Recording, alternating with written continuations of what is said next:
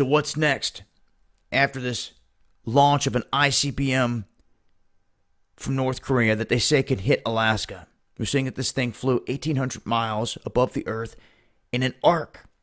They're saying that if it would have been on a normal trajectory, it could have flown for 4,160 miles. It could have hit Alaska. Now, you should know at this point that this whole world is a stage. The same hand is always behind all the big events that go down. And as far as this country in America, even 9/11, the same hand behind it. Now, in terms of North Korea launching a salvo of nukes that are going to wipe us out and reduce us to ashes, I don't think it's ever going to happen. I think it's cheap talk and it's a scare tactic from the powers that be. But I think, first and foremost, it is planting the seeds of who to blame when they pull off this event. Now, you do not have to strike America to take them down. You don't have to strike them with a nuke head on. I've said it many times.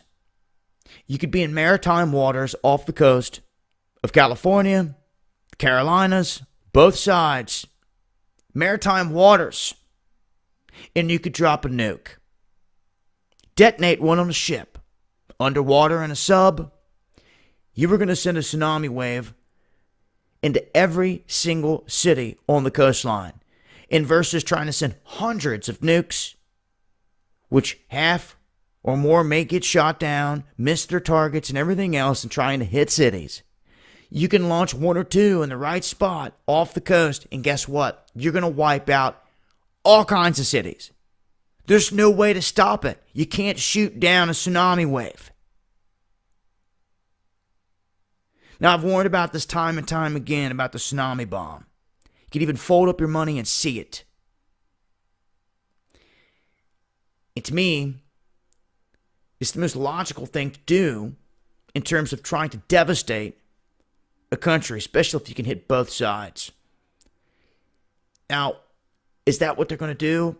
I'm not saying that. I don't have a crystal ball. But the reality of all this is I believe there's going to be big-time bombs dropped on the North Korean peninsula, or on North Korea and South Korea. I believe they're going to strike South Korea because they are the closest. That is where 28,000 troops are.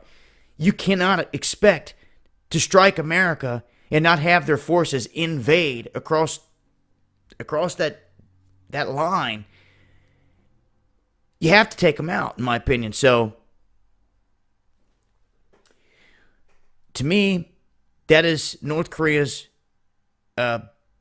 biggest thing here, is being able to take out any wave that comes in from South Korea. And I think all the rest falls into this world stage. Just like they knew the Japanese were right there outside of Pearl Harbor.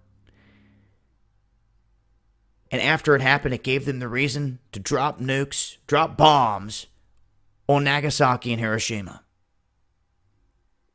What's next? Well, I feel it to be a staged event. Regardless, they're priming this. They are planting the seeds in the minds of the American people to where if anything does happen, they'll already have the seeds planted and say, oh, it was North Korea. Or the boogeyman. But I just wanted to update the situation here and let it be known. Yes, they did test this. They're saying that they could hit Alaska. They could strap a nuke on it. But the reality to me is, tsunami bomb would be more effective. I'm not saying that that's exactly what's going to happen. But I feel that we're teetering in a direction where big things are about to go down with this. Been a lot of saber rattling, a lot of threatening, and all this back and forth. You can only be positioned in an area and surround them for so long without making a move. And that's where it sits as of right now. But I will continue to update on this. Some things to think about and some updates here in terms of their testing. They haven't done a nuke test in a while. Something else to keep an open eye on. I'll leave a link below. It's been Dabu7.